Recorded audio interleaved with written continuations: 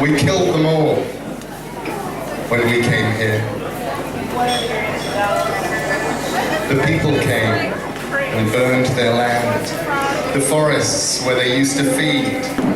We burned the trees that gave them shade and burned to bush, to scrub, to heath. We made it easier to hunt. We changed the land and they were gone. Today our beasts and dreams are small as species fall to time and us. But back before the black folk came, before the white folks' fleet arrived, before we built our cities here, before the casual genocide, this was the land where nightmares loped and hopped and ran and crawled and slid. And then we did the things we did, and thus we died, the things we died. We have not seen Diprotodon, a wombat bigger than a room, or run from Dromornithidae, gigantic demon ducks of doom, or motor legs and ripping beaks, a flock of geese from hell's dark moor. We've lost carnivorous kangaroo, a bouncy furrier T-Rex, and Thylacoleo carnifex, the rat king devil lion thing, the drop bear fantasy made flesh.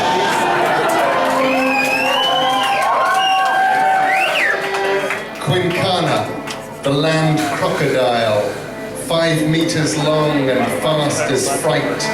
Wanambi, the enormous snake who waited by the water holes and took the ones who came to drink, who were not watchful, clever, bright. Our thylacines were tiger wolves until we drove them off the map. Then megalania, 7 meters, a venomous, enormous lizard. And more, the ones whose bones we've never seen. The megafauna haunt our dreams. This was their land before mankind, just 50,000 years ago. Time is a beast that eats and eats, gives nothing back but ash and bones. And one day someone else will come to excavate a heap of stones and wonder, what were people like? Their teeth weren't sharp.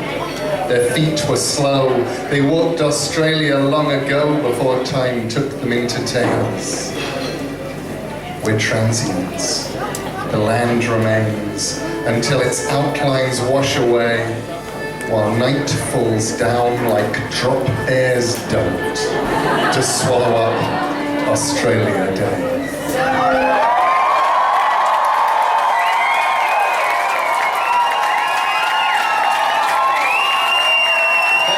Salt and Poppet Theatre, Tuckerland, and a very well, thank you so much for that.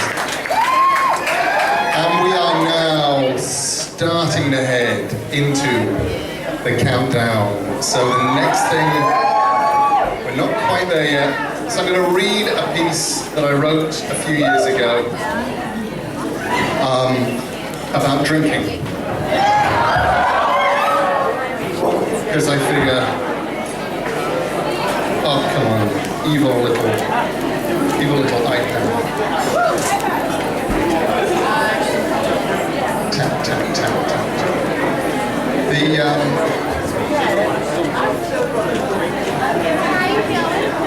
I know.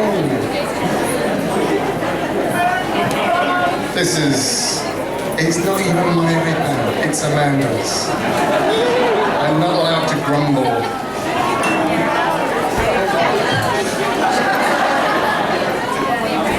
This is one of those try turning it off and turning it on again moments, isn't it?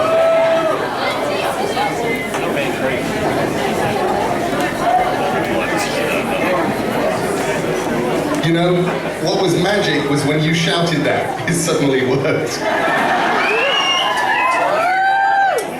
This is a piece that I wrote a few years ago, and you can tell how many years ago because I put typewriters in it.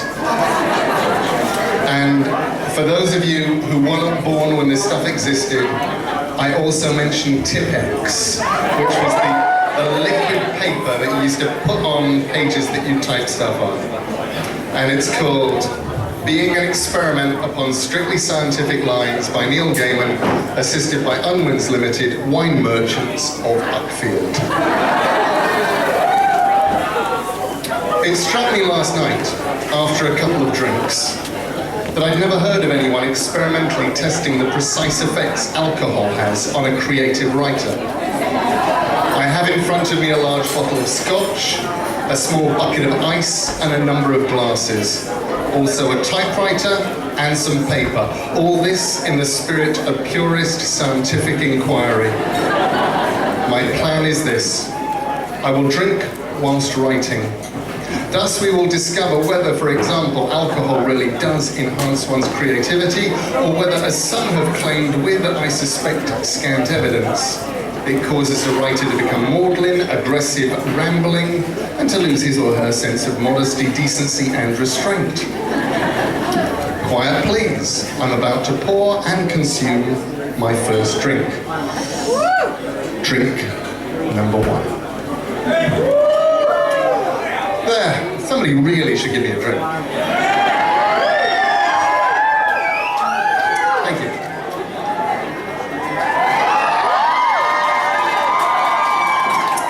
There. Does booze make one more loquacious, funnier, more intelligent? What is the relationship between alcohol and art? And what was it that poet said? You know, what's his name? Rhymes with Heathcote Williams, made tense, tip of my tongue. Omar Khayyam. I often wonder what the vintner buys, one half so precious is the stuff he sells. Sheer poetry.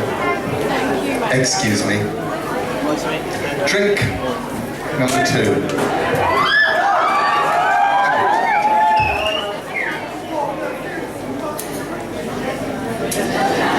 The word whiskey, of course, comes from the Gaelic, Wescabar, meaning water of life.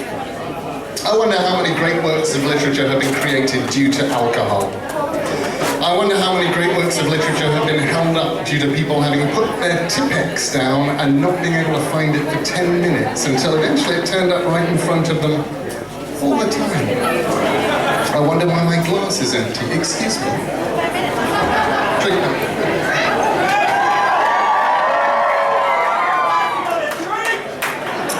It is if I'm going to get through the whole of this. Where was I? Oh yes, alcohol, writing. I don't know why people say that drinking makes you aggressive. Writers are not an aggressive bunch. We're actually meek and mild and polite, even when we've been drinking, especially when we've been drinking. I don't know what kind of numbskull, guacamole brain, gutless wimps would accuse writers of being aggressive. If they want to say that kind of stuff to me, I'll be ready. Drawn fucking typewriters at dawn. Of course, they'd never show up. They've got no bottle. I've got a bottle, which is oddly enough half empty. And speaking as an impartial observer, the contents has had no discernible effect on my writing whatsoever. Drink number 5.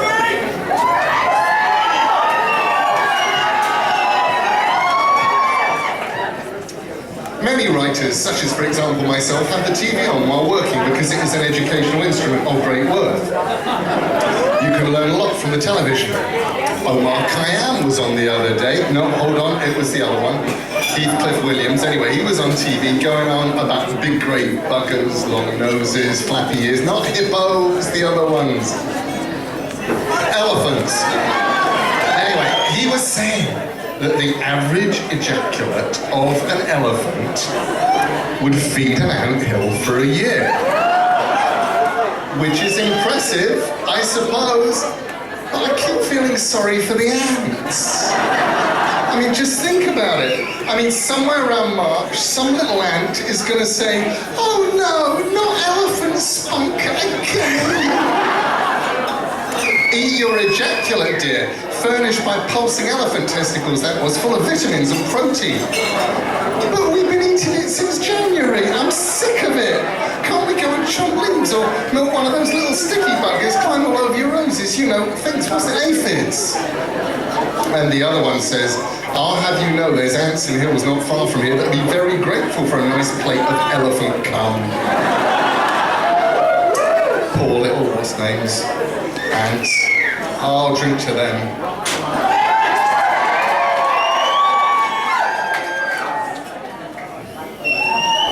Drink number 7, or just possibly drink 6. Hang on, I'll count the empty glasses.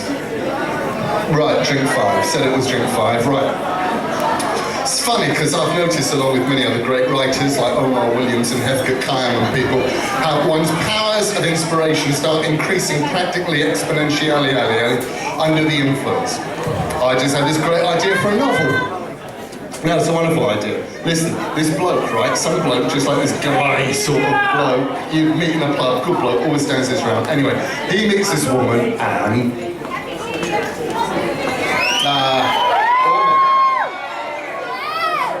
we get our own New Year here, it's in about 5 minutes. But I keep feeling sorry for the... Anyway, it's a great idea, because he's just like Romeo and the Thing, you know, except he's an advertiser, and she, I don't know, dyes her hair or something, doesn't matter. Anyway, in the end, they all live fucking happily ever after. It's going to be fucking great. You listen, so fucking cool. That's any day that calls for another drink.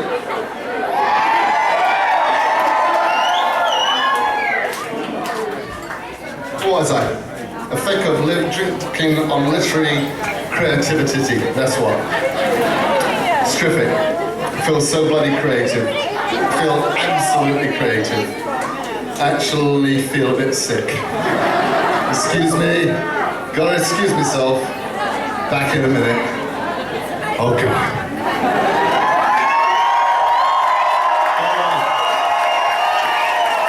And it's over. Just even met your right.